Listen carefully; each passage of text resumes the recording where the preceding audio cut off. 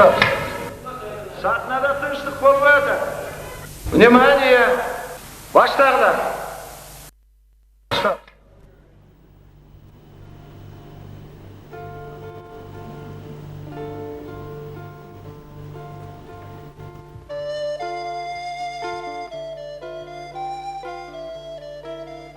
Боке,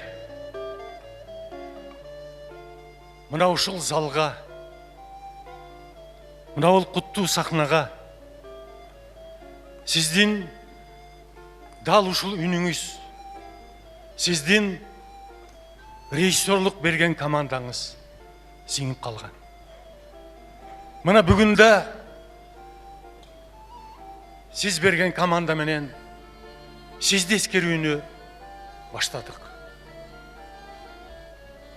Эскерүүнү Бокем менен сырдашуу деп атадык.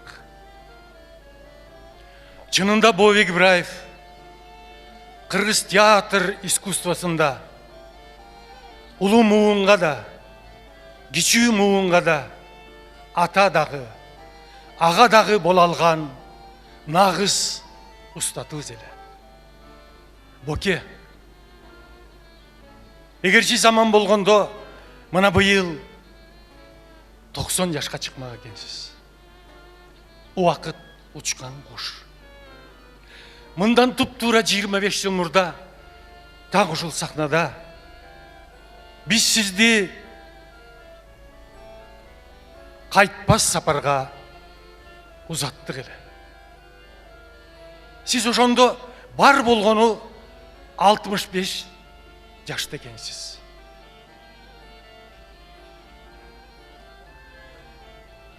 Биригем дүйнө деген ошол да. 65 жаш эмне? Так ушул биздин арманыбыз, Боке.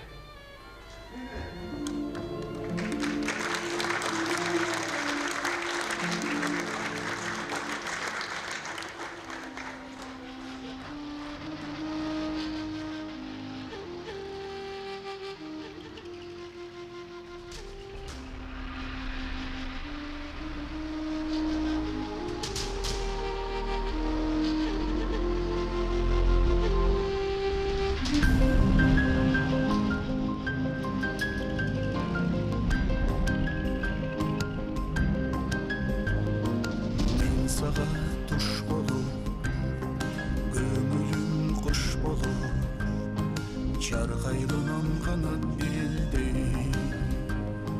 Күндөрүм түндөргө, түндөрүм күндөргө, алмашылды күз көңүлүмбей. Турмуштун сырыбай, ташпата кыбырай.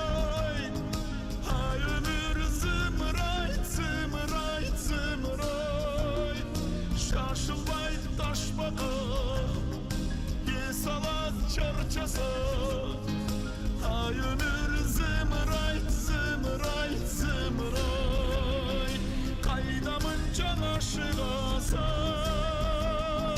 kaydamınca şaşılasan. Ağlara çivasıl uçurum, canım dügüp giyip peçi, toktoy turçu demit peçi. Kandırayın yaştık sosunu, kandırayın yaştık sosunu. Sağıntıp gidesin, ardağım gelmesin. Handi ömür jayna gülaçım, sanayımın gündürdü, sanayımın tündürdü. Üç gün süvet föytü vakit, kıyalım malkılar, teminem kamçılar. Hay ömür kıvırayt, kıvırayt, kıvırayt. Ömüda üzgünüm, taşbaka küzdünüm. Alınır kıvırayt, kıvırayt, kıvırayt. Köyde tartsan örmeleysin,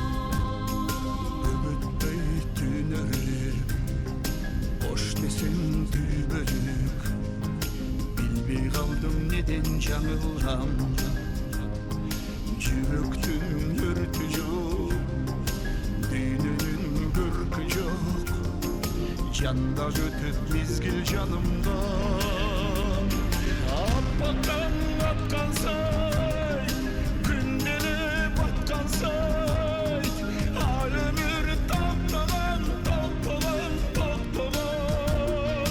келсе да таштаган кыбырайт ташбакан ай өмүр ташыркап токтогон мейлидеги зымырасаң мейлидеги кыбырасаң тоңзормочу мулу ташсыман утулбасмын качуу менен ушунчалык ачуу менен карегиммен аккан жашсыман карегиммен аккан жаш аткан оттой айныбайсың артыңа бир кайрылбайсың алагачы басып учурум дүйнөмдү кемитпечи токтой турчу демитпечи кандырайын жаштык суусунум кандырайын жаштык суусунум башбака кыбырайт ай өмүр сыйрайт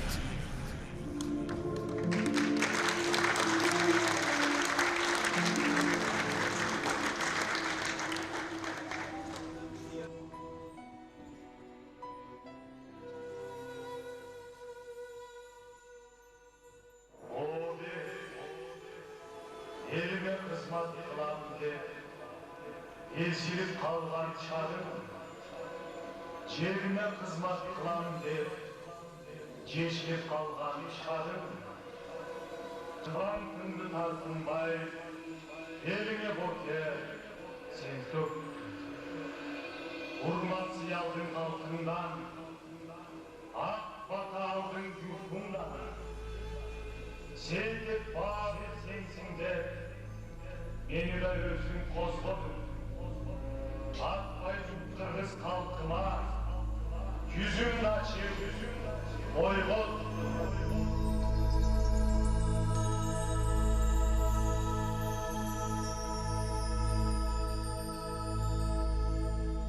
Кыргыз эл артисти, таланттуу режиссер жана театр ишмери Бообек Ибраев өзүнүн чыгармачылык өмүрүндө жүздөн ашык спектакльдерди сахналаштырып, кыргыз маданиятына зор салым кошту. Дипломдук спектаклинен Курманжан датка драмасына чейин ар кыл жанрдагы спектакльдери бүгүнкү күнгө чейин республиканын театрларынын репертуарынан түшпөй келет. Бообек Ибраевдин режиссердук диапазонунун кеңдиги анын койгон пьесаларынан эле көрүнүп, комедиядан терең психологиялык драмага, курч социалдык драмадан масштабтуу полотнолорго чейин койгондугунда эле.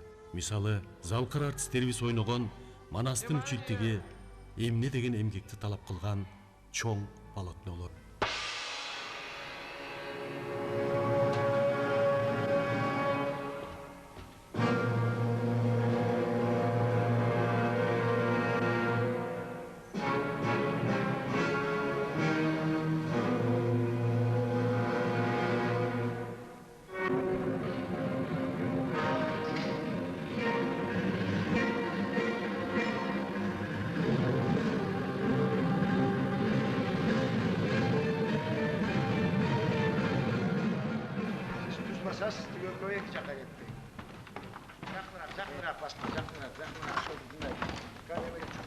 Жолой Батыр, о буруттар чакырып алып, көкөтөйдүн ашына кененирээк кардыңды тойгузбай, кечээ саксактатып койду го, кемеденин башына.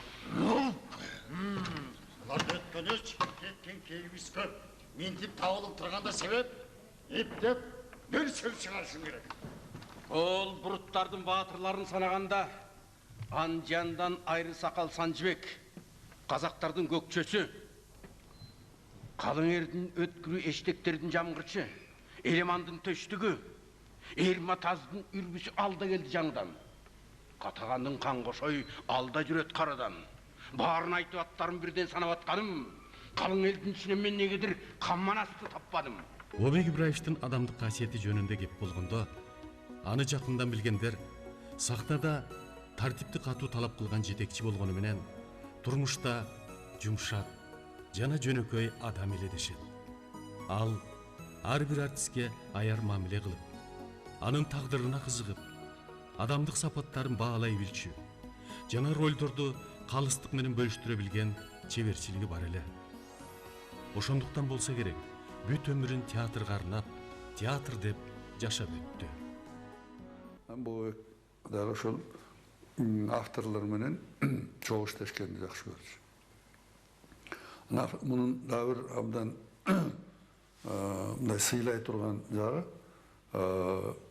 кайсы бир режиссерлордо бул автордун пьесадагы текстин каалагандай бузчу эмес, тийче эмес.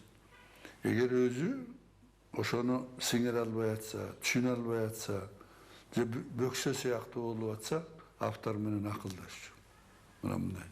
Бул ушул сапатты менимче Тавстанов деген мыкты режиссер болгон.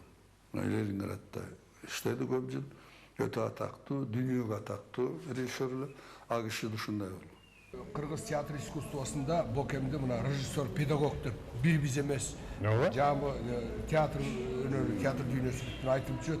Бир арманы Кыргыздын мага ошо өзүнүн ордун бошотуп берген себеби ушул кыргыз театрынын тарыхы жазылбай калды. Мен жазам деп.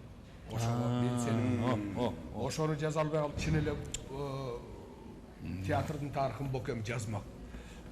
Жазганда да бул киши катыра жазмак. Өнөрдү өрчүтүп, күчөтүп, кайратып туруп, ошол өнөрүн элге арнап Бобек Ибраев бүгүнкү күнү заволосу зор инсан болду. Таланттуу режиссер болду. Бобек Ибраевич бүт өмүрүн театрга арнаган, жана талбай иштеген. Башкача айтканда, театр фанаты. Адамдыгы дагы бийик, чыгармачыл инсан эле. Бобек Ибраевдин жараткан чыгармалары кыргыз театр искусствосунун тарыхында алтын тамгалар менен жазылып кала берет.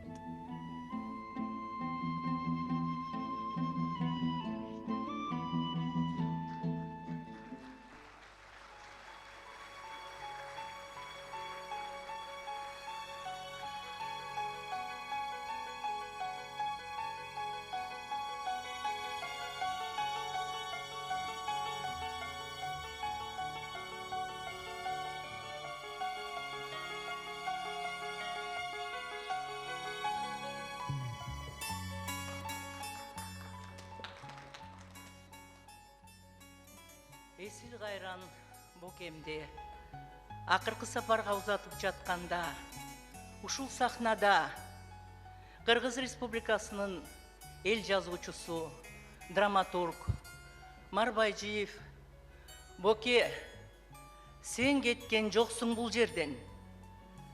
Сен өзүң кетсең да, арбагың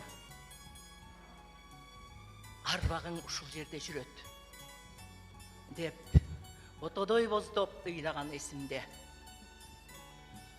Ооба, Боке, биз сизди азыр дагы жоктоп турабыз.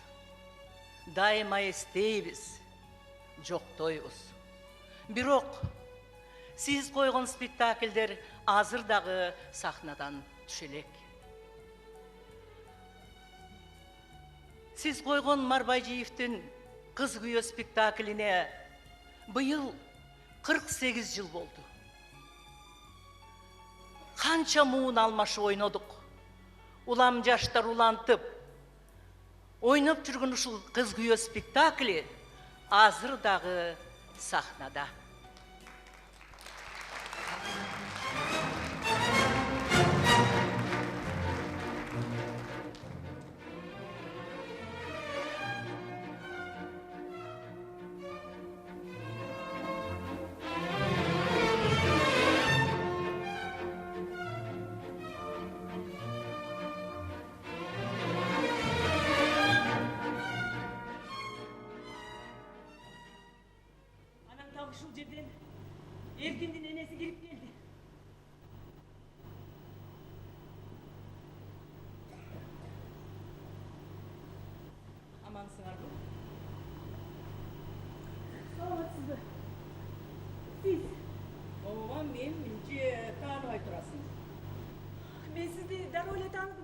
сүрөттөрүңүздү.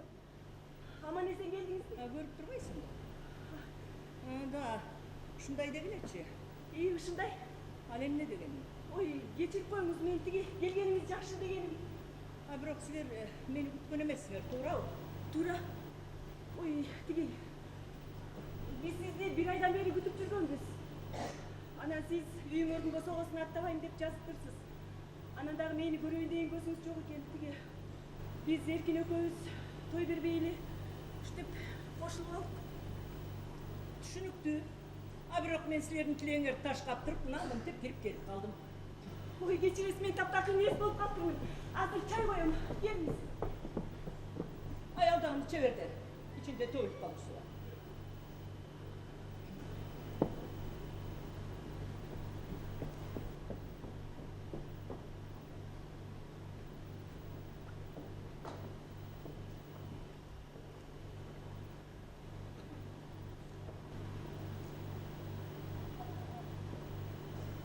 Ушундай değil etçe.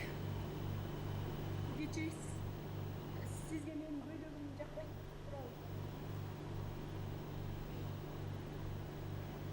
Кымбат болсо эмне?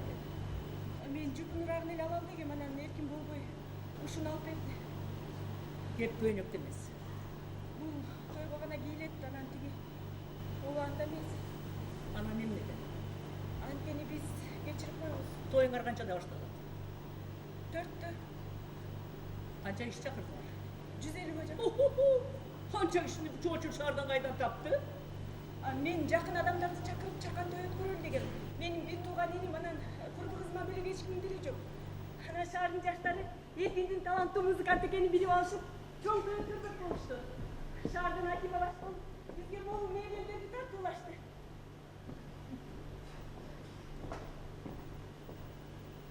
Чакан, бой.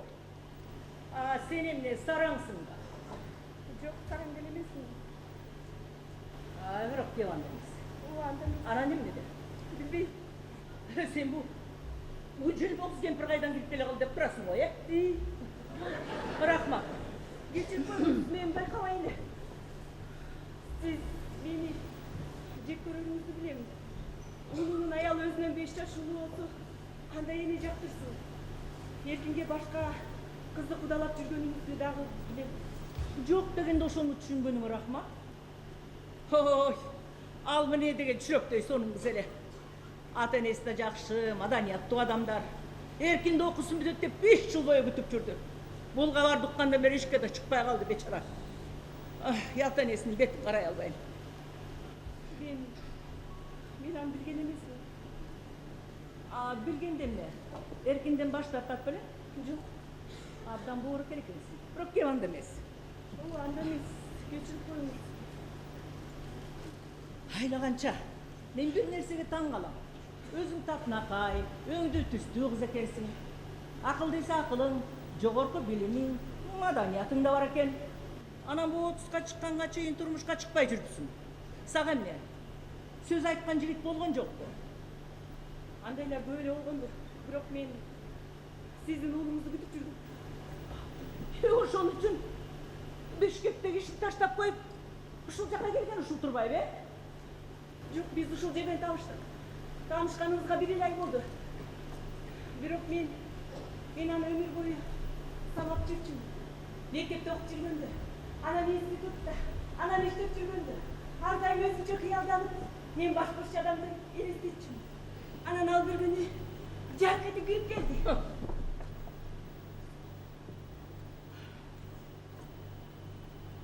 Сиздин элиңиз түк да ийбейт, мен аны билем. Колуңуздан келсе, бүгүн экөөбүздү ажыраштырайын деп келдиңиз. Боракелде, абдан эстүү кыз экенсиң.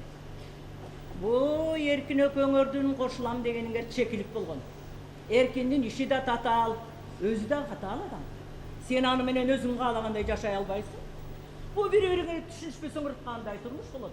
Ошол жагын тереңирээк ойлоп көргүлө.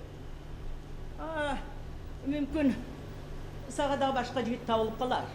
Али дагы кеч эмес.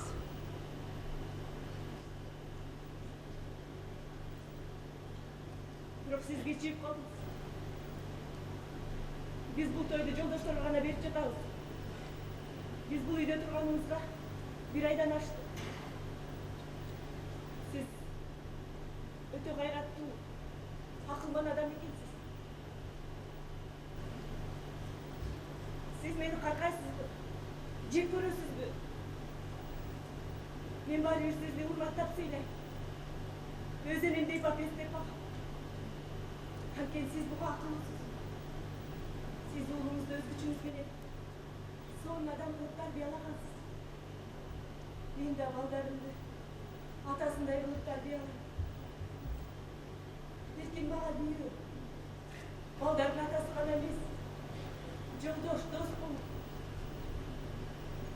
Атиде бир тууганымды жоктотпой. Мен эркиндеп, отко да, жокко да түшүп, керек болсо жанымды курмандыкка чалам. Анан соны музыкаларды жазам. Атакты акка жетет. Мектеп ачат, адистерди тарбиялайт. Мен эркинсиз жашай албайм. Тандыр экен. Эне тамдан ажырап, жетим өстүм. Бирок бактымды тартып ала албадым. Ошого бүт кудуретимди жумшап, өлгөнчө таймарсам.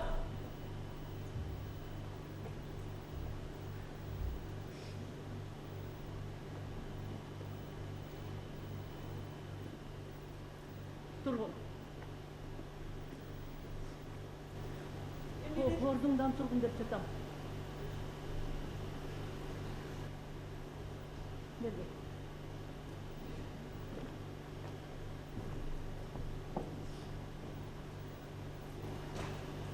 Бұл enемден қалған белек. Бұл жерде туп-тура 300 моншақ бар. Мен бұны не қылам? Кейін Балпайған байбиче болғанда улуу қызыңа же улуу небериңе белек қылып бер. Бактылуу.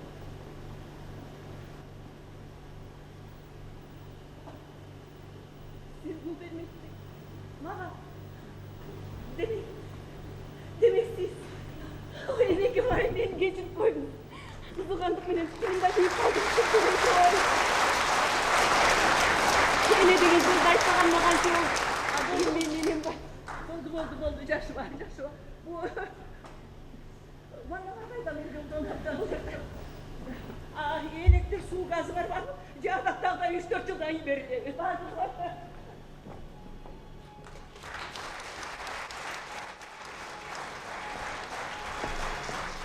Ой, bilmekte. Siz çinene bana baktan geldiniz.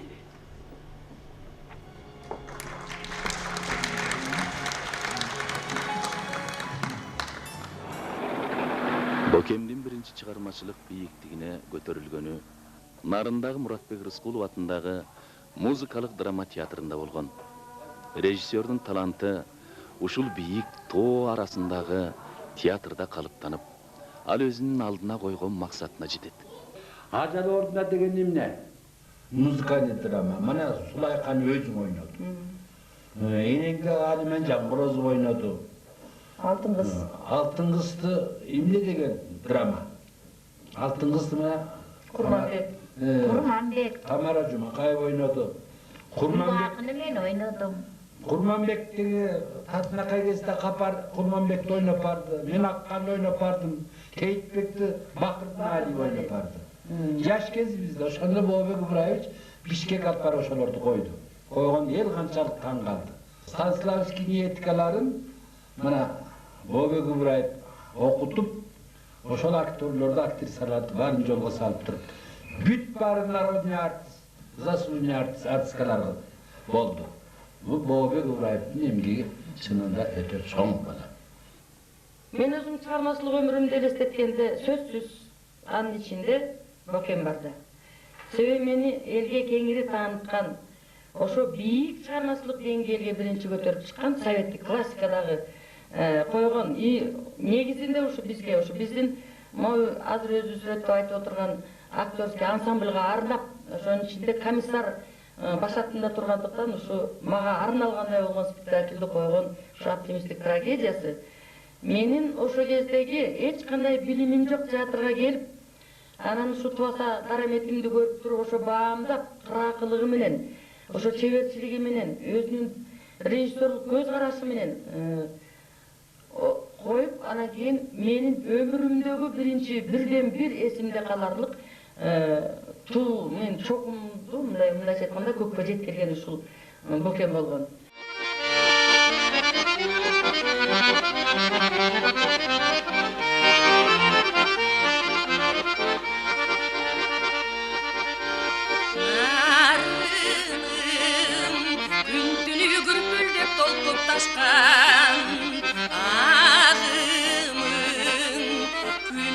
Күйлүктөй күйлүп аккан атартып Алтайдан Нермана сата бабам ыйык тутуп мүйрөктүн суусу деп сени тапкан жан менен жаркырап агасың камчыгайдан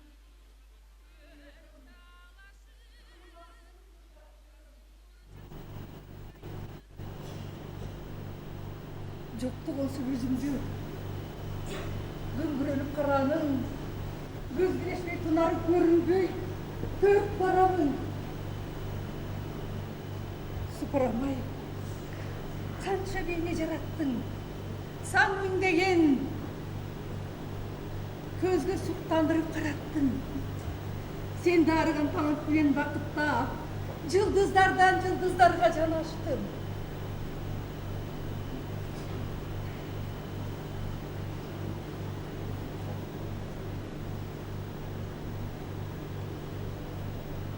Meni Jumatay'la tanıştan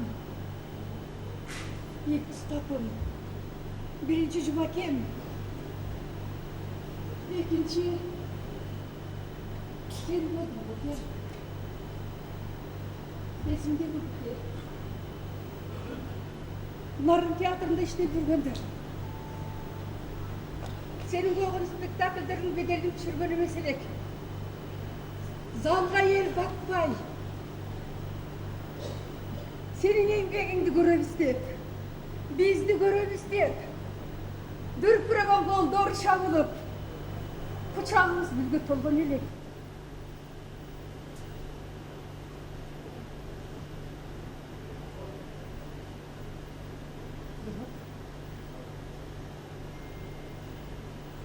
Мени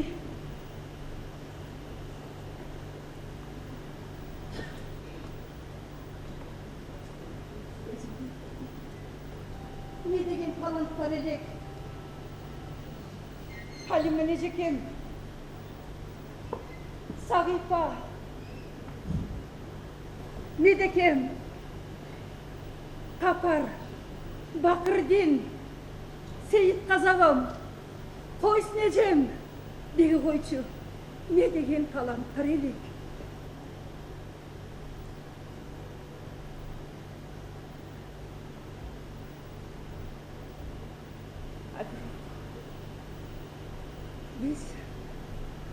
Biz hiç kaçan ölmüyoruz.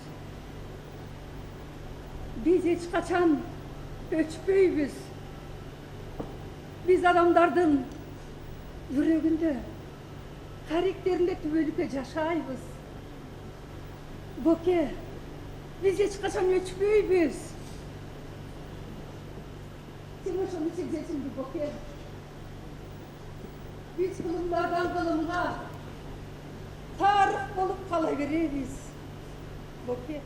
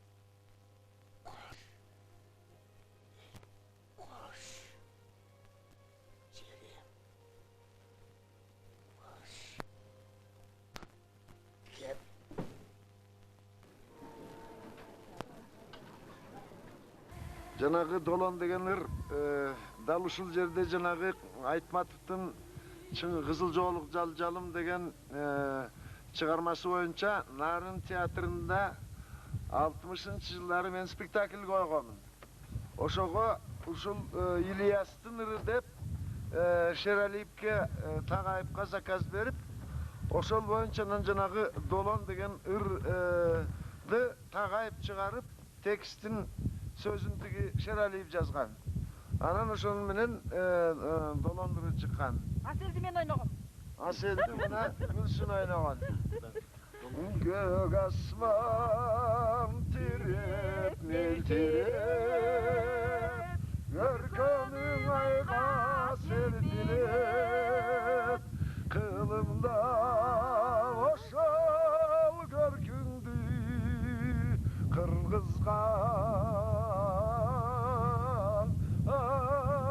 derdin elçilep Dolan dolan dolan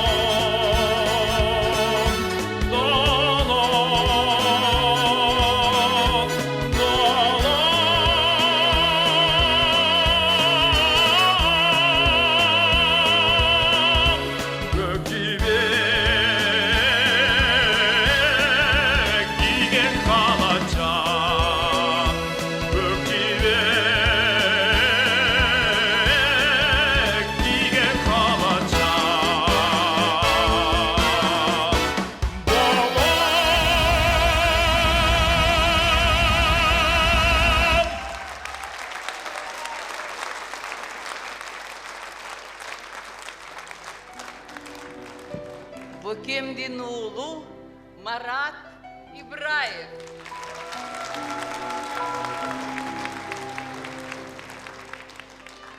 Атасын окшош, куюп койгондой. Маратты көргөндө биз Бөкемди көргөндөй болобуз. Бөкем баштап берген кайрыкты уулу созолонтуп кошуп турганы мынакей өнөр көчү, Бөкемдин өлбөс көчү.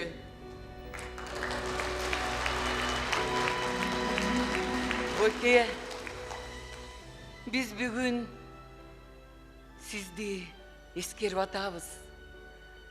Сиз менен кошо бүт театр искусствосунун залкарларын эскерип атабыз. Тарыхка көз чаптырып атабыз. Аккан арыктан суу агат дегендей, жер соорусу жетөгүздө төрөлүп, Ташкенттеги Островский атындагы театралдык институттан билим алып, даңазалуу педагогтордон шакирти болдуңуз. Жалал Абадтан баштадыңыз. Сиздин жолуңуз байсалдуу, өрнөктүү, мөмөлүү, жемиштүү. Анан нарындан бактыңызды таптыңыз. Ал жерден өмүрлүк жубайыңыз Гүлсүн Мамашеваны таптыңыз.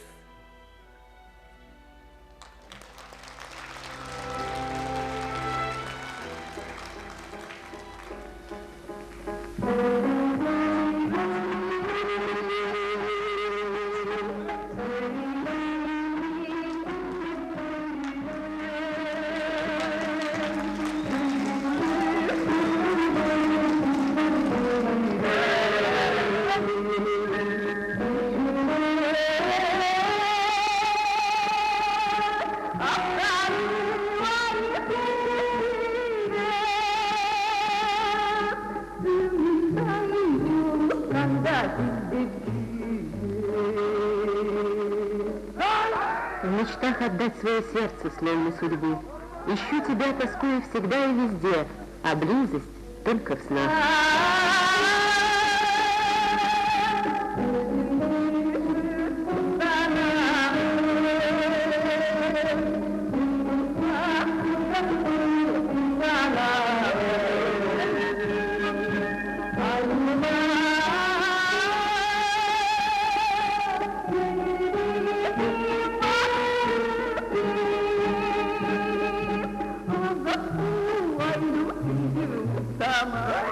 Мое смущение, ревность и беда от слов подружек, острых на язык.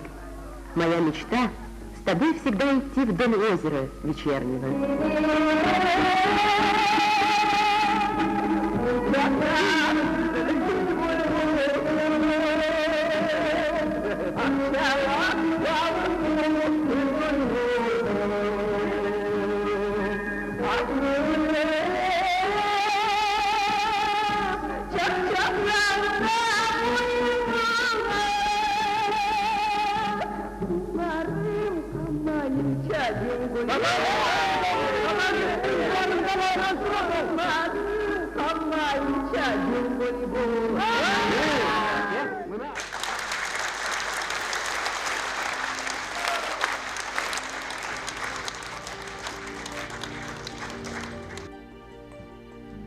Бөке, Нарын театрынан кейін биздин Кыргыз улуттук академиялык драма театрына башкы режиссер болуп келди.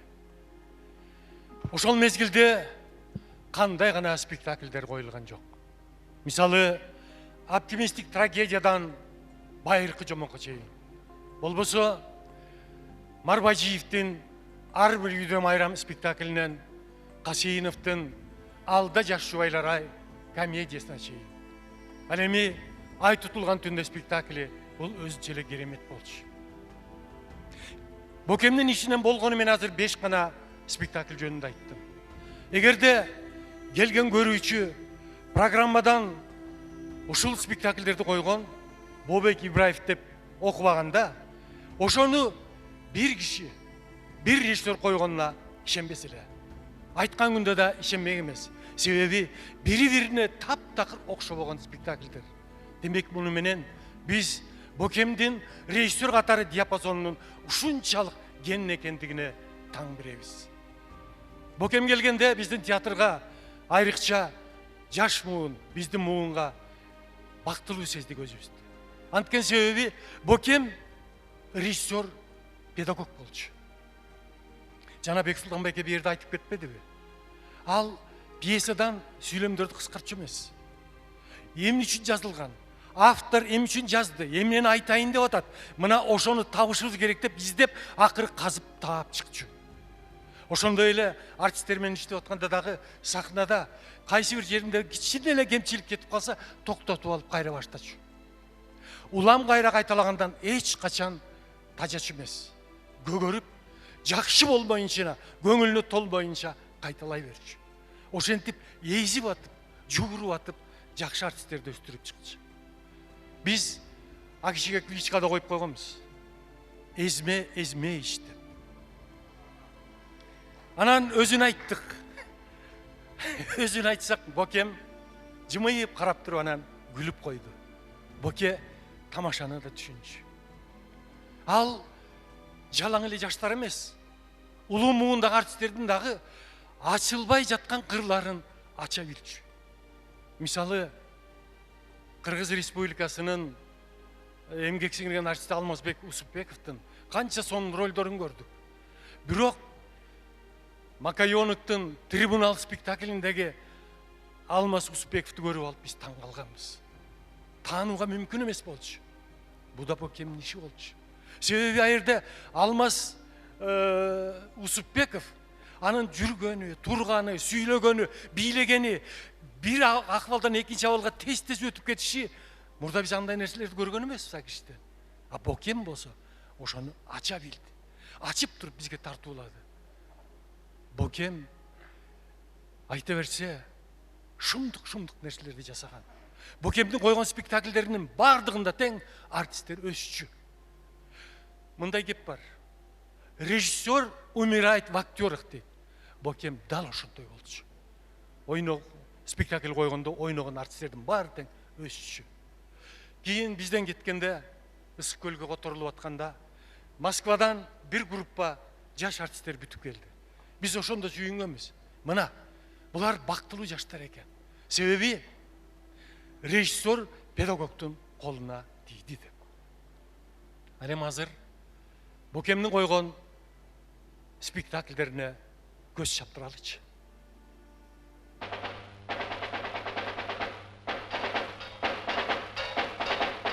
Бирде бактап, бирде күчөп, 100 жылдап согуш улана берет.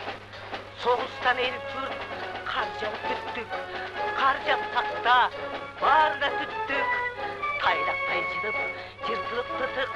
Ит ичпес экен жугун түштүк. Бирок та чиркин согуш бар жакта. Табарыбыз таалай бактыга жатса. Эй динчилдер, муз эритип жаз келди. Көр жалынган арбактарга айда жок. Ат үйлөр жортуулгастан шерденип, уйкусурап, ышынуудан пайда жок.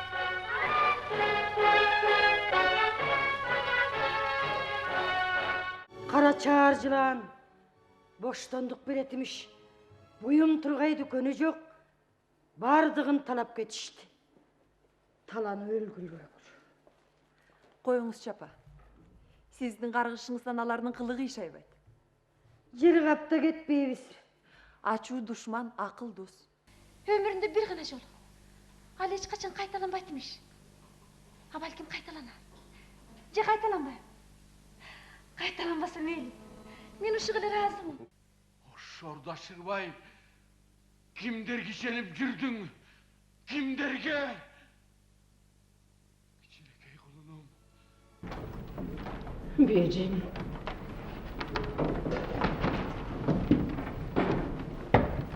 Бежим. Басташып душман жеңбеген. Барса келбес жердеген. Порогу Кытайлуу журт, көптүгүн көрсөң кара курт, кылымдан Кытай эл деген. Kıyamatқа бет алып қырандар шығып суараттар. О, қанышым, тағдырда болса кім көрбейді? Ажалы жетсе кім өлбейді? О, қалмақтар құтырып, қырғызды көздей жұтынып, кесірдің сырап па? Қиын сынған қысталар, қырға шығып алат па? Саламат па, господин староста. Саламатшылық. Саламат, фрау, фройлен. Біз салам берсек, сілер де күзіп тұрасыңар. Кәсірестер, бұл қорыққаннан бұлар келден қалды ұқсайды. Аңаша, Полина, сілерді. Соға саламат. Аман есен. Мұна бір дұрыс. Қаным әсе, жоғыр әттіңіздер.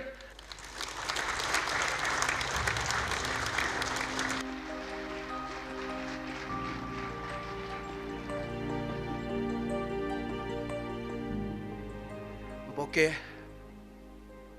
сіз ұлттық сахнаның манасшысы болдыңыз. Анткені ұлы манас эпосының үчілтіге сахна тіліменен келечектегі муындарға елге жеткірілді.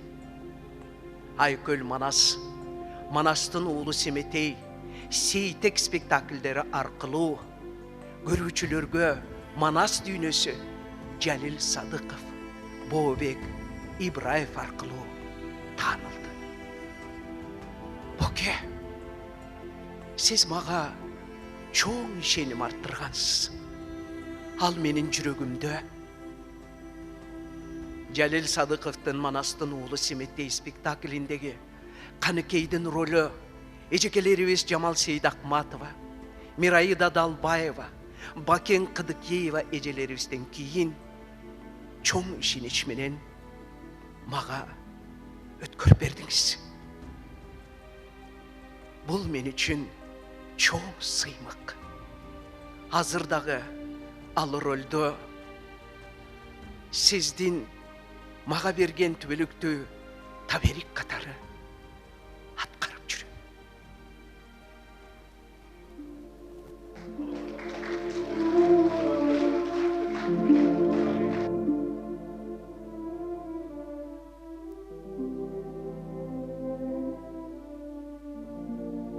Бұған сөйліне қачып жүрер жер қайда, елім қайда, мен қайда?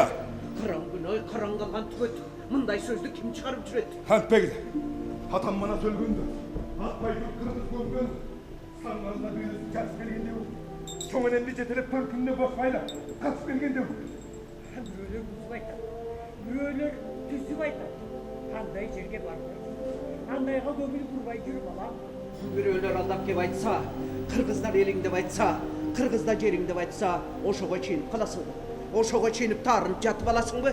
Ақоқыс Манжуны елің деп айтса, Манжуны жерің деп айтса, мен Манжу екем деп Манжуға барасың ба? Антып алдаған тілге көнбей жүр. Алдаған тілге көнгіде еселек бола емес. Ханымның бұл көз жетіп білдім ғой жетім екен. Қиналып жат сөз едім, бұл жерде тұрып нетемін? Бар елге кетемін. Енекем болсаң шыныңды айт. Болбоса сенден кетемін. Ене! Ақыры бұл сөз шығарын, ақыры мұны ұғарын, жүрегім сезген. Айт, айтпасаң болмай қал. Айта қой балам.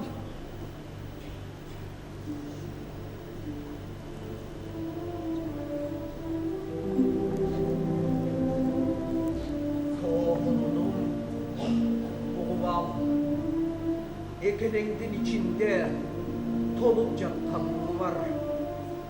Арғын қырғыз аралаш, елдің жайын біліп ал. Жылғын ду кен қол кен талас, жердің жайын біліп ал. Сенің жерің қырғызда отормалдан жылқы көп, оғлық қандан тынчы көп. Адырынан тегіз көп, арық малдан семіз көп. Жылқысынан егіз көп, жапан шыққан жемеш көп. Тереке туған құштары, темініп тұра тұчқаны, қайынға туған құштары, қамынып тұра тұчқаны, Бұлбұлы бақта сайраса, мұңду киши чыққысыз, тотуғыш талда үн салса, күйіттүү киши чыққысыз, алмасы күлдеп açılған, жемиши жерге чачылған, арға жоқ келген болчуңуз, құлыным жерге біз талас асылдан. Қағылайын құлыным, қалқыңдың жайын айтайын, ақсақалын жай қалды, қалың жұртқа салтайды, сыпатын бұзбай нар қайтып, көксілөсін құндыз көріп чалдары соның қырғызды. Бейқұт болып жайлаған, белдемчісін байлаған, қыңылдаған балдарға қымызбенен чай беріп, қыңырыла айланған кемпірі соның қырғызды. Арғын қырғыз жерінде, оқсадағы белінде, арғытып атқа чавышқан, айғашқан, жоғы салышқан, жігіті батыр қырғызды. Өрілді бейін оңдошқын, көчкенде төсін қондошқын, қызылдан кейіп күрмені, қыр қалай түйіп түймені, келішкен чачпап кең соры, құлының келіні соның қырғызды. Жаш қайындай бұралған, талчылықтай сұналған, жарағын алса жарашқан, құлаштап чачын тарашқан, ақ қалпапты қызыл чоқ алғанына жарашқан, қырғый мүчі қымчабел, құлының қыздар соның қырғыздың. Телегейі теп-тегіз, жері соның қырғыздың, өзөгін берген өз десе, құлының елі соның қырғыздың. Қағыдекін, ұғывал, сенің атаң шер манас, қаңғайға кіріп қайрылған, қатарлас жүрген чоронын далайынан айырылған, оғыжа қошалғармашта манжудан ечен дөөлгөн, шып шайдарменен тікен алмадыған деген дөөлгөн. Ошу кеңбейжиндин чаткалда, чаңқап бүтү берір манас, суға бара жатқанда, сақчы тұрған ажыбай, ұйқыға көзі батқанда, қаңғайдың қаны қоңырбай, арқасынан жетіп төр, қыр арқанын сүбеуге, қатугына найза сайға.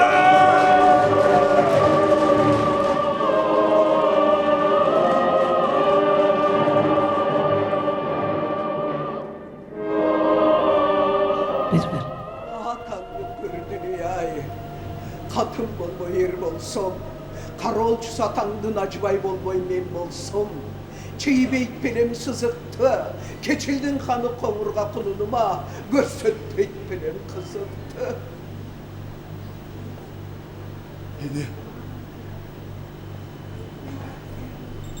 Hene kevay, hene.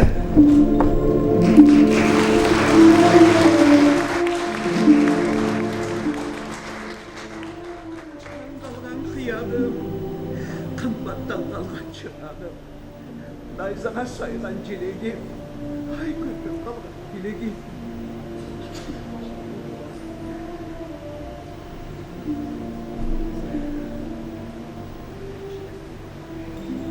Құлыны, жо киіміңді ки, жарағыңды асын, ел намысын қорғап, есен болсын башым.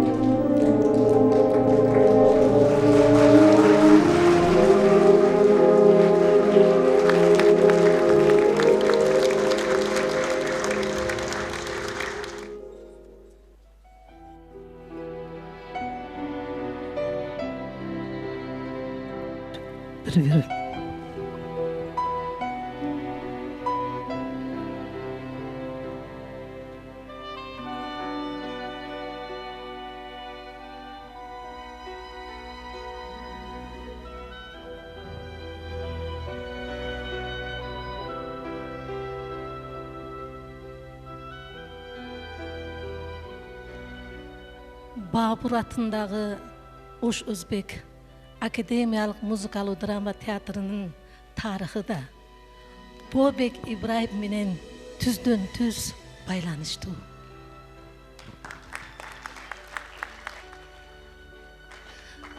Боке 1982 жылы биздин театрдын башкы режиссеру болуп келип, канчалаган спектакльдерди коюп, театрдын профессионалдык деңгээлин көтөрүүгө чоң салымын кошкон залкар режиссер.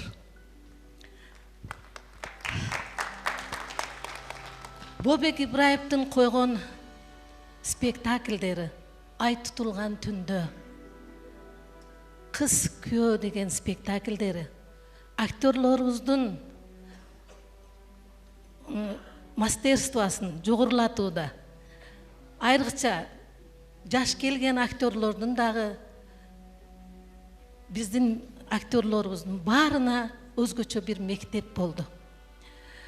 Себеби бул инсан өтө кичипейил. Актерлор менен тил табыша турган. Актерлорду кыйнабай, аябай кичипейилдик менен мамиле кыла турган профессионалдык режиссер болгон. Боке биздин театрдан Көл театрына кеткенде аябай капа болуп кеткенбиз. Чыгармачылык топ келишип биздин театрыбыздын аксакалдары, театрыбыздын эң улуу артисттери, кыргыз эл артисти Турсуган Салиева министрликке келип, Бокени биз башка театрга бербейбиз. Бизде режиссер болуп иштесин деп ыйлаган экен. Көрүп турасыздар. Биздин театрдын артисттеринин баарын жүрөгүндө сакталып калган Бокенин мейрими. Боке Ош Өзбек академиялык музыкалуу драма театрынын чыгармачылык тобу сиздин мээнетиңизге таазим кылабыз.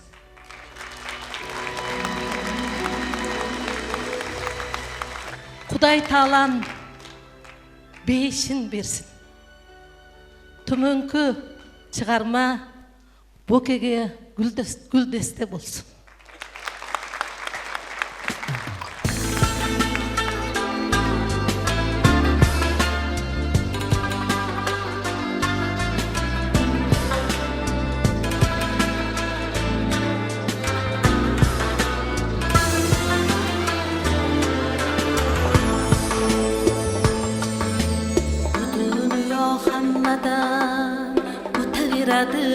Yaxshi yomon kelib ketaveradi, yurak yaralari bitaveradi.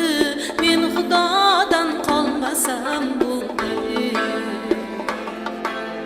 men Xudodan qolmasam bo'ldi. Kimdir pulga sotar borini, imonini, nomus orini, yolg'oni tuhmat korini. Men Xudodan qolmasam bo'ldi, men Xudodan qolmasam bo'ldi.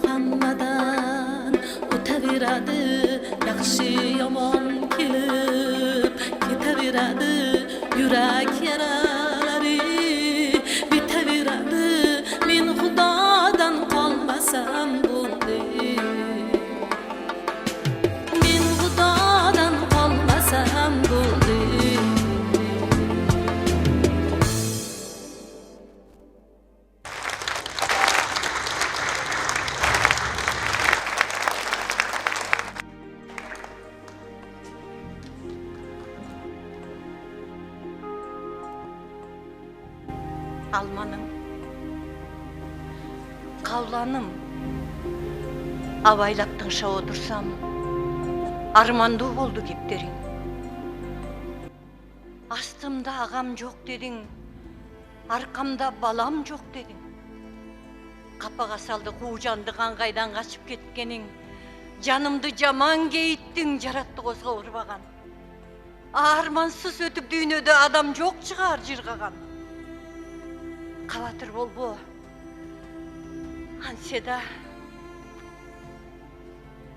Hanseda karında kaldı bir balan. Айтпаған күнді бөлігін, албалаң болот жөлігін. Аттанып сапар шығарда, қауланым, қуаныч менен жөнігін.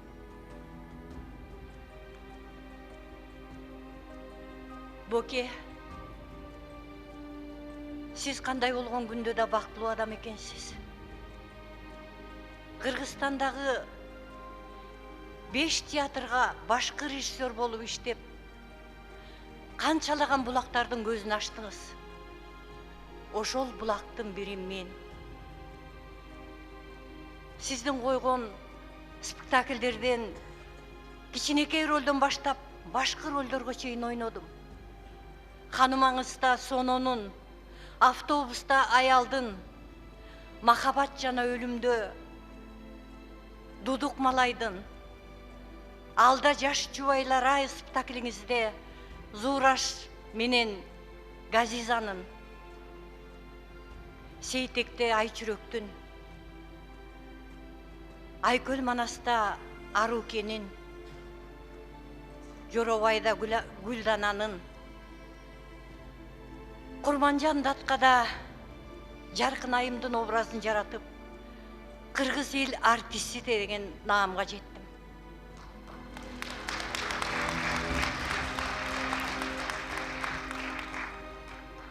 Боке, ушул учурдан пайдаланып, арбаңызга таазим кылып, рахмат Боке деп айткым келип турат. Рахмат Боке.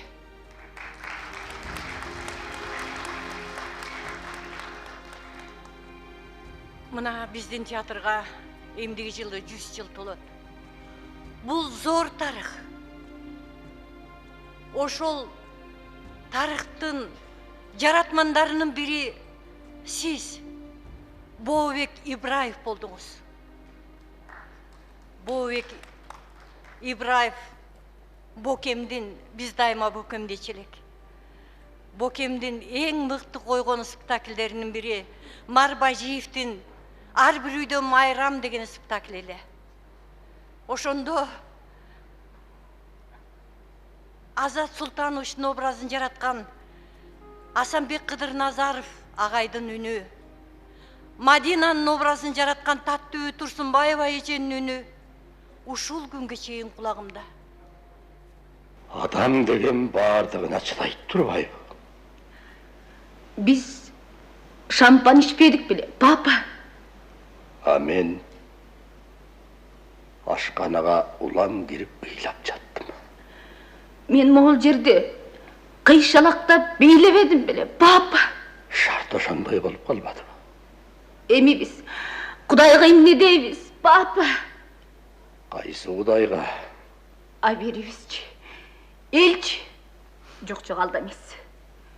Мен эң негизги нерсени айтайын десем, акылымда тилимде жетпей турат.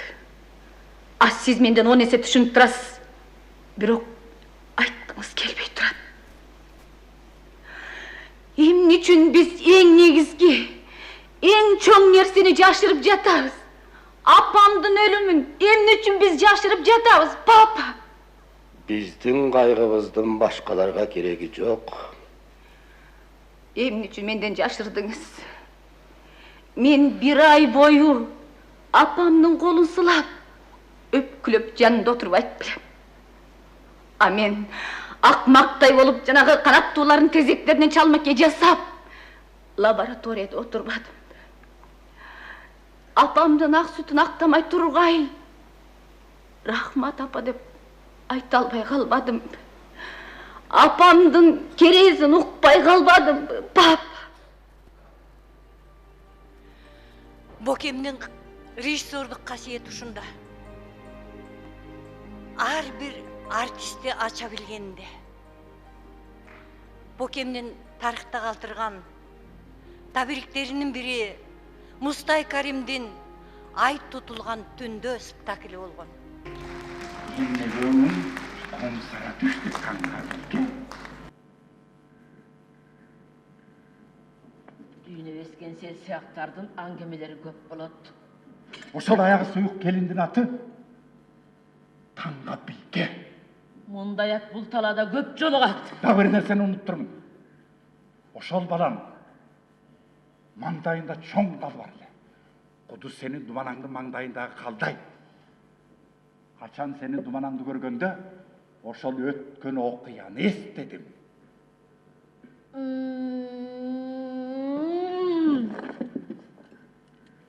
Al жерден evak göçüp ketiptirsin. Biroq turmuşta bolgon okuya gölöküge okşop артыңдан kalbay elçip alat tura.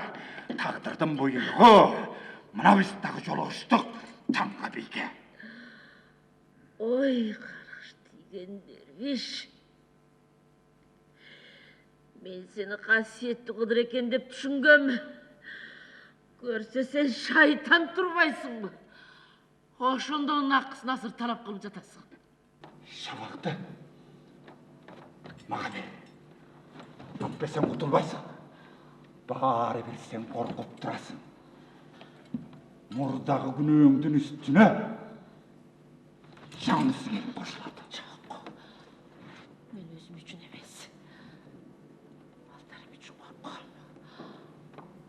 Alar ata saltın atты ötüşse, akırı kırsıktan kutulaşpaydı. Gözümün türüsünde men alarda attatpayım. Bar derimş. Asmanыңды таштап жібер. Бирок байкагын, менин колум катуу, жүрөгүм таш. Biroq bir nerseni unutpagın Tanga Bilge. Azırınça men çıga turayım. Sabır kılıp tınıştan şafaktalmayın. Canım jayalbaydı.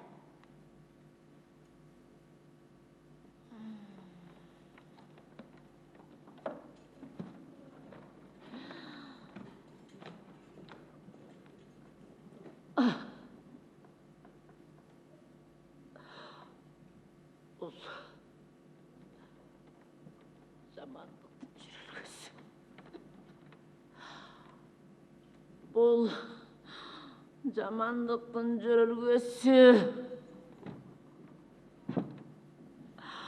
O Kuday, jasaңды tesirek jasa. Korkum, korkum. Muna jemelerdi meni karay buruldu.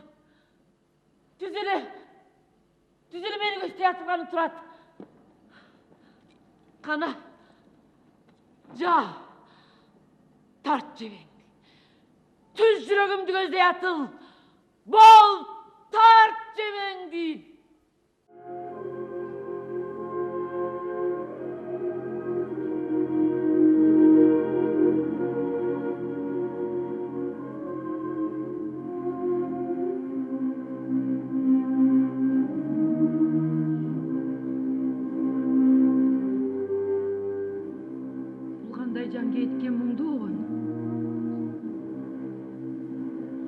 Sadashıp ketken bizdin janыбыздын үнүнө окшойт. Бул тагдырдын буйругу. Адам маңдайга жазганын көрөт дешет аксакалдар. Сүйгөнүмдү алышты. Жүрөккө кишени салышты. Жаркыраган маңдайда күнүм өчүп түн болду. Жалындап күйгөн жүрөгүм отум өчүп күл болду. Жүрөктөгү кишеним kol butuma salınsın. Kol bolsa meyli kol butum. Жүрөгүм эркин агылсын. Жүрөгүм эзилип баратат. Бул кандай муңдуу обон? Сулар жатка кошулуп, талаада боздоп жатпайбы?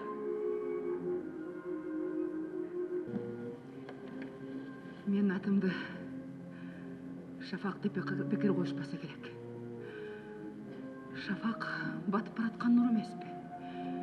Мен сүйден да, талайдан да қағылған жан. Кейбетші Шафақ. Жақшылы көңіліңді açайын деймін. Жоқ сөз таппайым.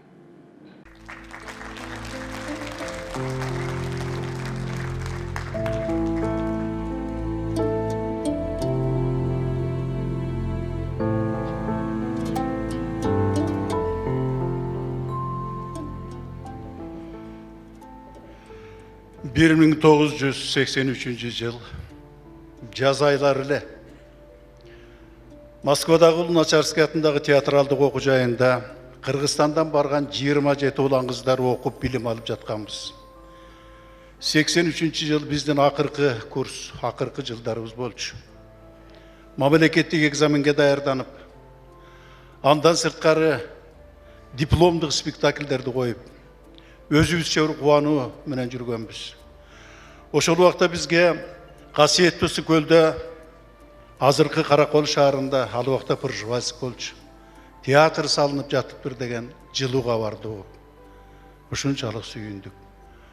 Ошол учурда, ошол театрдын болочок башкы режиссеру, Кыргыздын залкар адамы, улуу устат Бообек Ибраев сиздерге жакында келет деген бир ушунчалык жылуу кабарды угуп, кубанычыбыз койнуна батпай, ошол жаштар ушунчалык толкундандык. Анткени ал адамдын ким экенин, кандай адам экенин биз ал убакта билчүбүз. Кайсы театрларда иштегенин. Чыдамсыздык менен күтүп отурдук. Убакыт келип, ошол биз күткөн залкар адам келди. Келгенде дагы өзүнүн өмүрлүк жубайы, ошол убакта өзүнүн керемет үнү менен жалпы кыргыз элинин урмат сыйына татып, элдин ушунчалык бир жан дүйнөсүнө өзүнүн мукам үнү менен керемет тартуулап турган кадимки Гүлсүн Мамашева эжебиз кошо келди. Биздин кубангандыгыбызды айтпаңыздар. Ушул адамдар менен чогуу иштей турбайбызбы? Ушул адамдар бизге ата-эне сыяктуу болуп кам көрөт турбайбы? Ушул адамдардын кол алдына барат турбайбы деген аруу сезим, ыйык сезимдер жалпыбыздын жан дүйнөбүздү ээлеп алды. Ошентип барары менен ага эжебиз жылуу сөздөрүн айтып, ошол учурда белгилүү улуу драматург Токтогулат Абдымомуновдун Абийир кечирбейт деген чыгармасын коебуз. Ошону биз сүйүү жана достук деген ат менен коебуз. Биз ушул чыгарма аркылуу силердин келечегиңерге, келечек жашооңорго кам көрүүдөбүз. Ошол чыгарманы койгондон кийин адам деген эмне экенин, сүйүү эмне экенин, достчулук деген эмне экенин билесиңер деп, ошол чыгарманы коюуга далалат кылдык. Ага ошол жерден барыбызга рөлдөрдү бөлүп коюп, анан Гүлсүн эжем экөө Кыргызстанга кетишти. Силер ийгиликтүү экзамендерди тапшырып келгиле, биз күтүп алабыз деп. Ошентип күткөн күнүбүз келип Караколго келдик. Келсек, агайыбыз менен эжебиз кучак жайып тосуп алышты. Ошол күндөн баштап биздин жашообуз башталды. Ошол күндөн баштап агай менен эже бизди улуу жолго салды. Турмуш жолуна салышты. Келечекке үндөштү. Биздин тагдырыбызды ойлоду. Ошентип агай менен иштешип, ошол кезде биз жөжөдөй болуп ээрчитип келген балдар, кыздар, бүгүн алды Кыргыз Республикасынын эл артисттери, эмгек сиңирген артисттер. Мындайча айтканда Кыргыз театр искусство өнөрүнүн залкар адамдарына айланып баратышат. Айланып калышты. Мына ошолордун жартысы мына залда отурат азыр араңыздарда. Мына биздин Турусбек Жумалиевке окшогон жанагы эл артисттер. Таалай олтурат, Ален олтурат, Кыргызбай, Ороз, мына сахнадагы Жумагүл, Гүлмиралар, Шаршебектер, мына ушундай татынакай курсташтарыбыз өсүп чыгышты. Биз бул жагынан биздин устатыбыз Бообек агайга, энедей болуп калган эжебиз Гүлсүн эжеге ар дайым таазим этебиз. Бар болуңуздар деп айтабыз. Анан бир жылдары Бообек агай ушул театрга келип иштеп, мен дагы келип калдым. Ошол убакта Бообек айтып калды, Темирлан жакында Чыңгыз Айтматовдун Жамиласын коебуз. Ошол жерде Даниярдын ролуна даярдан, Эгемберди Бекболиев мен экөөбүзгө 2 состав кылып ошол ролду берди. Бирок Темирлан ошо Даниярдын да сен бир жакшы ырдашың керек. Ошого даярдан деди. Ойлонуп отурганан бир күнү өзүмчө ошол ырды таптым. Чыңгыз Айтматовдун Жамила повести боюнча түзүлгөн кинофильмге Казактын белгилүү композитору Илья Жаханов Жамила Даниярдын ыры деп бир керемет обон жазган экен. Анан ошол ырды үйрөнүп келип, анан агайга ырдап бердим. Анан ошондо Бообек айтты, бул жакшы экен Темирлан деп, ар бир жолуккан сайын экөөбүз жолугуп, ошону ырдап койчу деп көп суранаар эле. Бүгүн ушул эскерүү кечесинде 90 жылдык юбилейинде Бообек агайды сыйлап урматтап келген сиздерге ошол агайымдын жакшы көргөн ырынан бир куплет ырдап берүүнү туура көрдүм.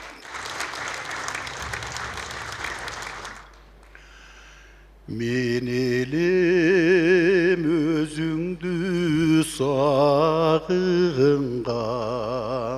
туган жер тузуна багынган, келемин узак жол алдымда, махабат күтөмүн айылдан. Кайдасың сен Жамила, ашыгым сен Жамила,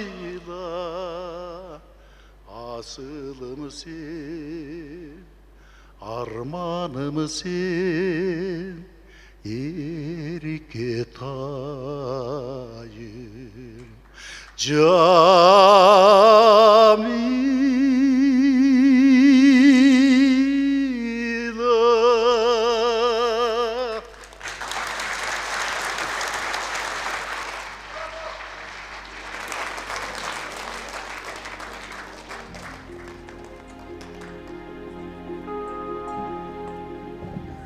Арыбаңыздар.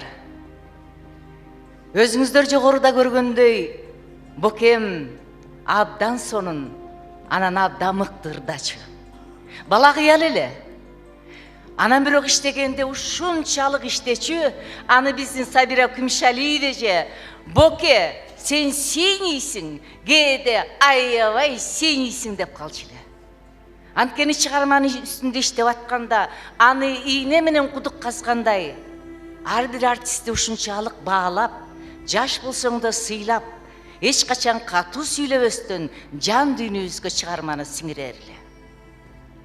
Бир жылдары Бокем Бабур театрында иштеп калып, ал эми Академ театр биз гастролго барып калдык.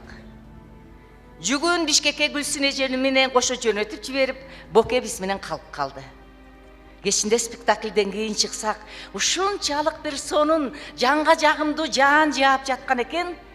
Анда Ленин көчөсү, азыркы Курманжан Датка көчөсүндө кол кармашып алдык да баарыбыз каткырып күлүп, жаш кичинекей балдардай болуп жетелешип алып, чоң көчөдө чуркап келаттык. Азыр дагы Ошко барып калганда сөзсүз Курманжан көчөсүн бир сыйра карап өтөм. Бокем эмнегедир ошол жерде биз менен кошо дагы эле чуркап жүргөндөй сезиле берет. Экинчи айтарым Гүлсүн эже жөнүндө. Бокем канчалаган театрларда иштеди, канча коллектив менен иштеди. Бирок ошол жердеги артисттер Бокемдин улуулары агасындай, эжесиндей, кичүүлөрү инисиндей, карындашындай болуп, эжеке ошолорду ошондой кабыл алып, сый урмат менен улууга дагы, кичүүгө дагы мамиле кылат. Эже кээде көчөдөн жолугуп калганда, айгыз, эмне кылып атасың? Кандай иш кылып атасың деп энедей сурап каласыз. Сиздин бийиктигиңизге таазим эже.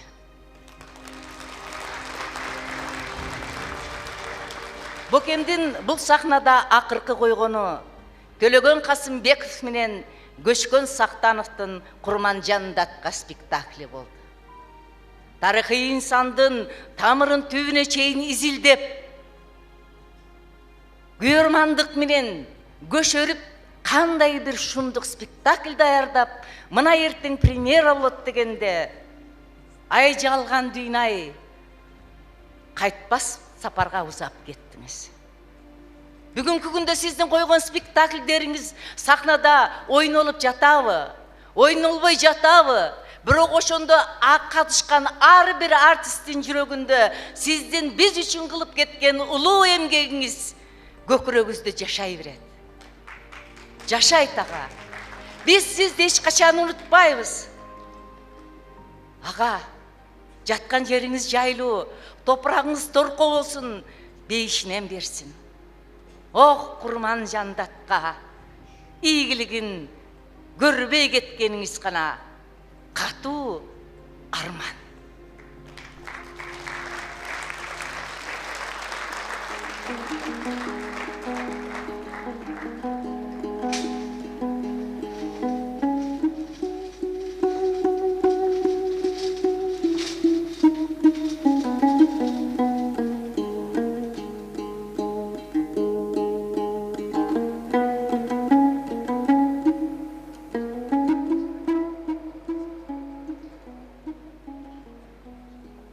Ел дегенім, елдің ғана күйгені, жер дегенім, жерге құрған түрмені. Тұнық таза қауыл алдым еле ғо, жек сұрышыл, желмаяңдай дүйнені. Аппақ десем, қаракенсің жапырақ, қайранды өлөт қауық болып чачылат, ат чауышта байге алған тұлпарым, атағанат. Елсіз қалды, қазығында азынап. Жетілсін деп, жетеледім бөбөктү. Тайтайладым, там-тұң болып бастыңда, қайрандатқа, ұшыл күнді көрөтпі, шареленғо, хандық барда астыңда.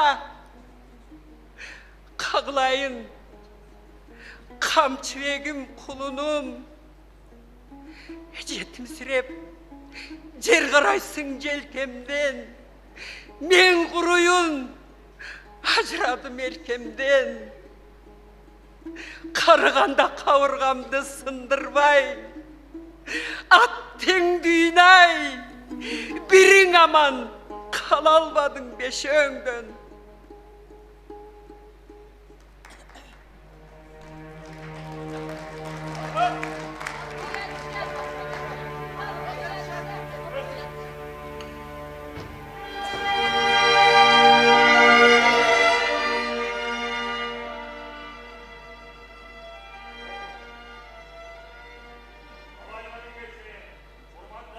Кылмыш иши боюнча, балдарынын кылмыш иши боюнча Фергана облустук көчмө аскер соту карап, 8 орус солдатын бейгүнөө кыйнап өлтүргөнү толук далилденди.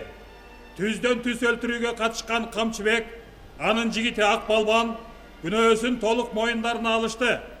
Ал эми баласы Мамытбек жана неберелери Мырзапаяз, Арстанбек билип туруп атайын жашырышып, кылмышка катышканы анык болду. Көчмө аскер соту өкүм кылат. Мамытбек, Мырзапаяз, Арстанбек 10 жылдан Омбу губерниясына сүргүн болсун. Экинчи, Камчыбек, анын жигити Акбалбан дарга асуу аркылуу өлүм жазасына буйрулсун. Кайра арызданууга болбойт.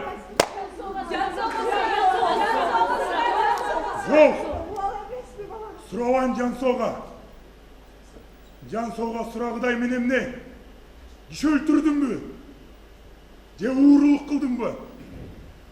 Атам Алымбек датка бүт кыргызды бириктирем деп жүрүп, кокомдо өлдү.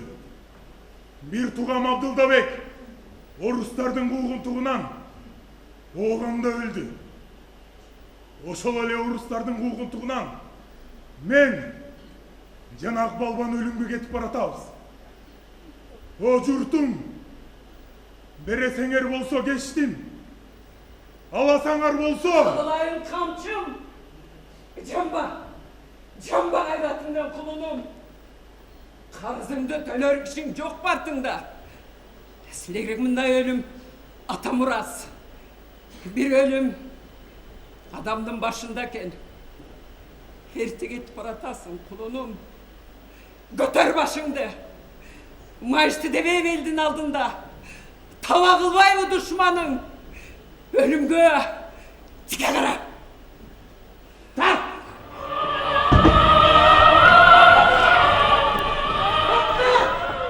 Doktor! Kayra tartılmayın. Günü bir, jaza bir tartılma türü kaldı.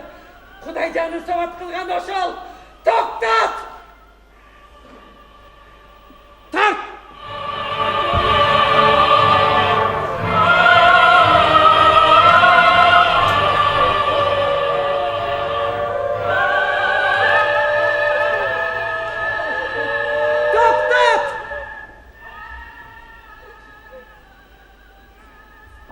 Algıla. Baldardın sevgin sıyırtmaktan. Uydu. Hariyetin üydön kılasınlar. Kın deve birindağı. Düşmanға көз жаш көрсетпе.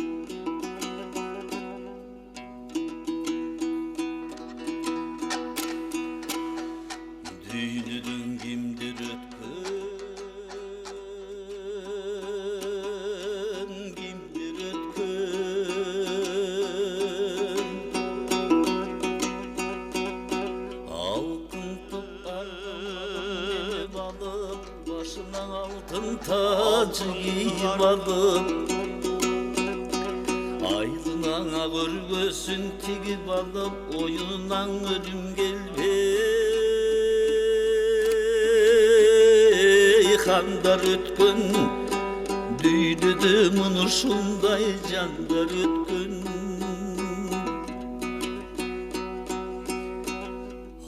Adandar tirilüktü Düğünüdün kimdir ötkün,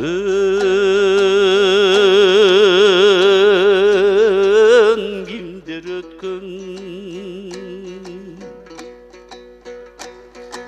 Jaş oğut жаңы gelip közün açkan Jörmülüp kolon tonun gülün çaçkan Tayanıla görgönü tam tun baskan Kudayga günösü жоқ Baldar ötkün Düydüdüm unuşunun var götkün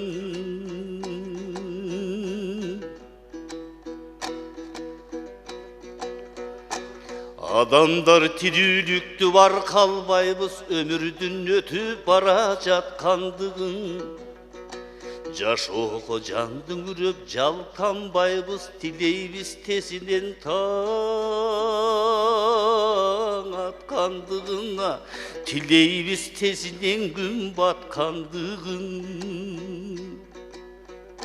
Өмүрүң өрдү көстөп барган кезде Өрөп көпкөдөн чиркин калган кезде Өзүңдүн өмүрүңдөн өткөн дестеп аттиңде бөкүңдөгүн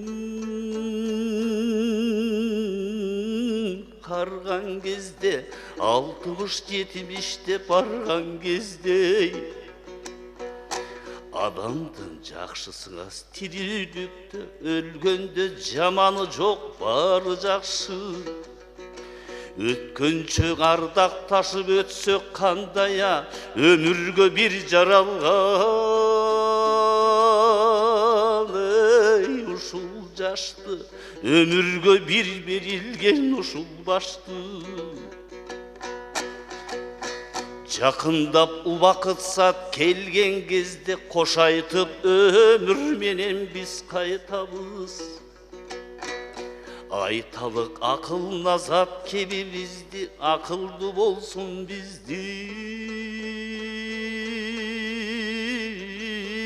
балдарымыз.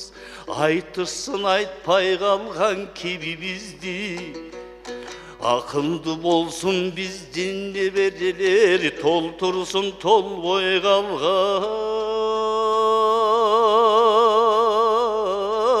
жерімізді. Айтырсын айтпай қалған кебімізді.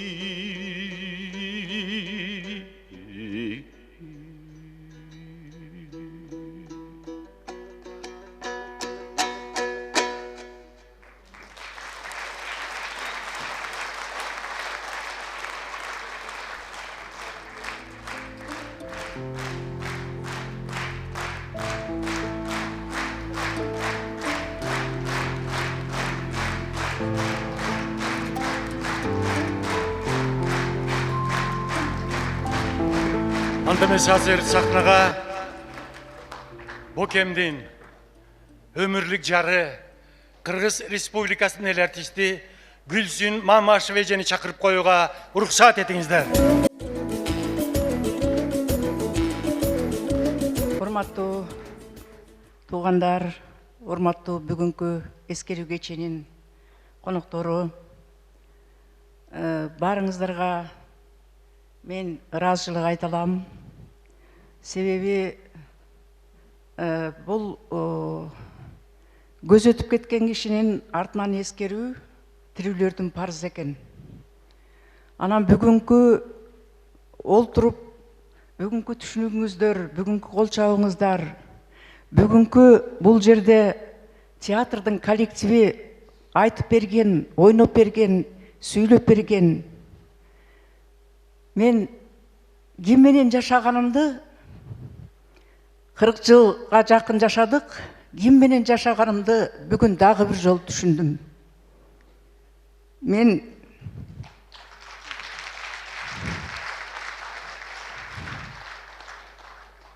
Мен искусствонун, чыгармачылыктын, режиссуранын алпы менен адамдык бийиктиги бар, адамдык бийик адамгерчилиги бар. Ошондой киши менен жашап өткөнүм үчүн бул ар бир аялдын тагдырына жазыла бербейт. Ошон үчүн мен өзүмдүн тагдырыма дагы бир жолу ыраазымын. Бул жерде бүгүнкү сценарийди жазып берген, мына бүгүнкү сахнанын баарын сиз көргөн, кол чабып отурган нерсени жасап берген. Бул жерде Кайрат Иманалиев отурат, сценарийин жазган. Чоң рахмат. Анан кийин Боектин кабыры, табыты ушу жерден чыкты. Ушул сахнадан. Даркүл Күйүк эженики, Сабира Күмүшалиева эженики, анан Боектики. Ушул сахнадан чыкты. Мына бүгүн ошол окуучулары, замандаштары сиздерге баарын айтып беришти, кандай экенин. Мен билбеген нерселерди айтып бердим. Бүгүн мен уктум ошону биринчи жолу. Силерге чоң рахмат. Нарын театрынан келди. Мына Өзбек театрынан чоң рахмат сизге. Өзбек театрынан келип айтып отурушат. Мен бирөөнө гана катыша албай калдым, Жалал театрына. Калган 4 театрда жанымда жүрдүм, балдарды жетелеп алып. Силерге чоң рахмат, бир кол чабуулар болсун.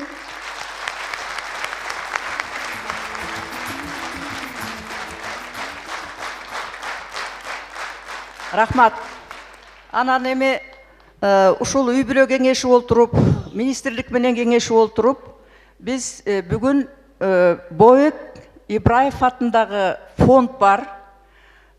Спонсор издеген жокпуз.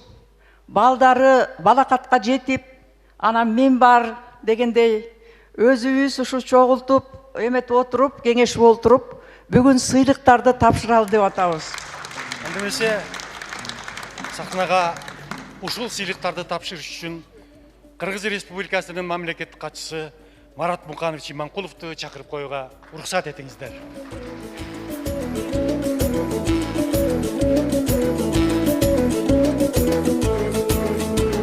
Урматтуу замандаштар, мен үчүн Боо агабыздын сыйлыгын тапшыруу мен үчүн чоң сыймык.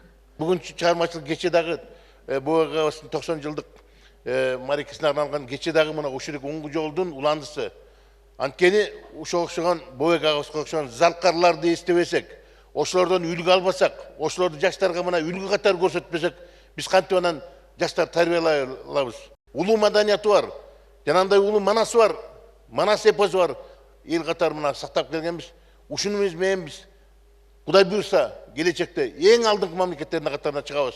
Ал үчүн биздин ички дүйнөбүздү, рухубузду анда абдан көтөрүшүбүз керек, ошону байытышыбыз керек. Ошо байытып аткан мына окшогон чыгармачыл адамдар. Ошонун жанында жүргөн, Боо агабыздын жанында жүргөн Гүлсүн эжебиз. Мынакей эки чоң таланттын семьясында чоң таланттуу кыздар чыгып атпайбы? Шуну куттуу болсун. Рахмат дабыр жолдо сиздерге. Анда эмесе сыйлоо аземибизди баштайлы. Жетөгүз районунун Кызыл Суу райондук борбордук маданият үйүнө Бообек Ибраевдин ысымы ыйгарылган. Мына ошол ысымды ыйык сактап алып жүргөндүгү үчүн Жетөгүз райондук маданият үйү юбилейлик диплом жана 30 000 акчалай сыйлык менен сыйланат.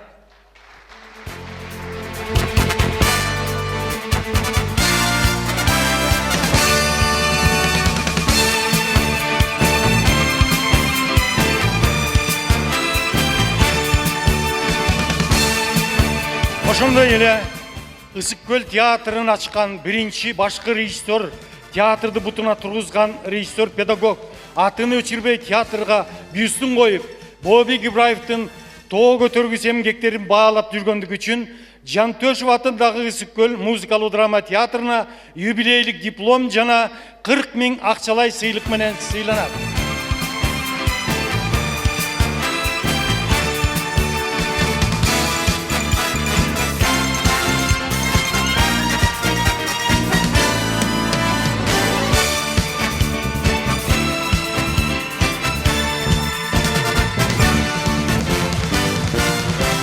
Бообек Ибраевдин көз өткөнүнө чейрек кылым болсо да, койгон спектакльдерин театрдын репертуарында сактап келаткандыгы үчүн Токтоболот Абдымомунов атындагы Улуттук академиялык драма театры юбилейлик диплом жана 40 000 акчалай сыйлык менен сыйланат.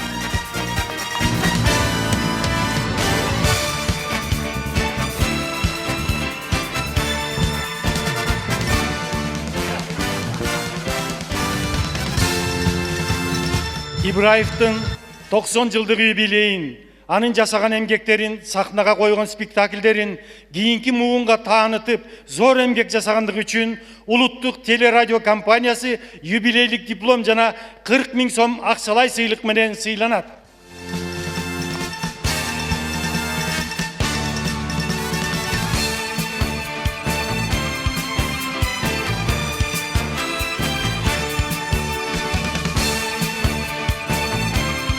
Акыркы кат драмасын сахнага жогорку деңгээлде алып чыккан режиссер Улан Мырза Карпбаевга Бообек Ибраев атындагы сыйлыктын лауреаты наамы ыйгарылат.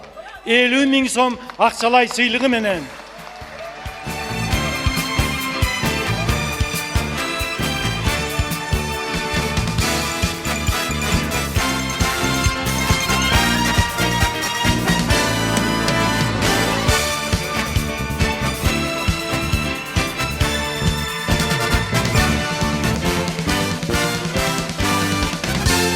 Тарихи инсандардын тагдырын бийик деңгээлде чагылдырып көрсөткөн, акыркы кат драмасын жазган драматург Кайрат Иманалиевге Бообек Ибраев атындагы сыйлыктын лауреаты наамы ыйгарылат.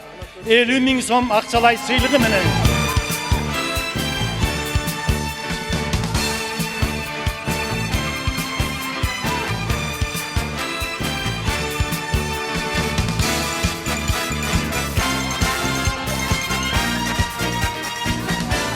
Урматтуу агайын туугандар, тирүү өлөт жердин койну жатагы, изи калат болсо жакшы атагы демекчи, ушул сахнада, ушул куттуу театрда, кыргыз маданиятында не деген асыл инсандарыбыздын эмгектери калды, не деген издери калды.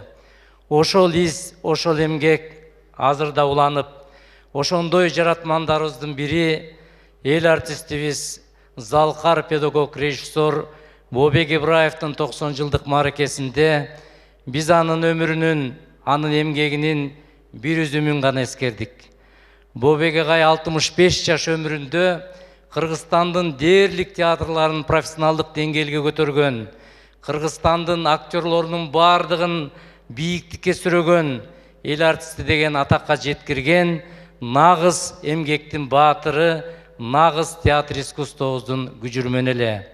Бообек агайдын көз өткөндө эл артисти Гүлшара Дулатова бокем түрүүсүндө сүйгөндөй, өлсө күйгөндөй адам эле деп эскерген эле. Чынында бокем ошондой залкар болчу, арбагы ыраазы болсун, келип колдоп берген эл аман болсун. Рахмат сиздерге.